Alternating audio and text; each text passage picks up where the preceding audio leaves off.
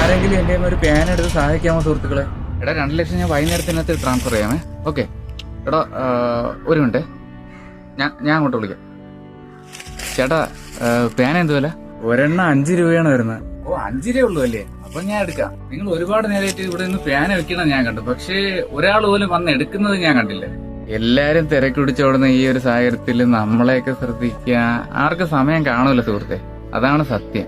അയ്യോ, അങ്ങനെ പറയല്ലേ, എല്ലാരും ആ കാറ്റഗറി പെട്ട ആൾക്കാരല്ല ചേട്ടാ.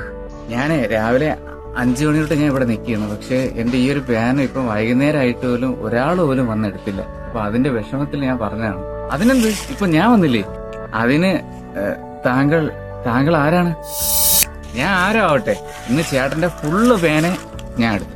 അയ്യോ, അതെന്നെ സംബന്ധിച്ചിടത്തോളം വലിയൊരു സഹകരണ സുഹൃത്തെ, ഒത്തിരി നന്ദി. അത് മാത്രമല്ല, ഇന്ന് ചേട്ടനും ചേട്ടന്റെ ഫാമിലിക്കുള്ള കംപ്ലീറ്റ് ഫുഡും വാങ്ങി ചേട്ടന്റെ വീട്ടിലോട്ട് എന്റെ സ്വന്തം കാറിൽ ഞാൻ കൊണ്ടുവന്നാക്കും. ഹാപ്പിയല്ലേ? നിങ്ങൾ ആരാണെന്ന് ഇനി കാണാൻ കഴിഞ്ഞില്ലെങ്കിലും എന്റെ അകക്കണ്ണില് താങ്കള് ദൈവതുല്യനാണ്.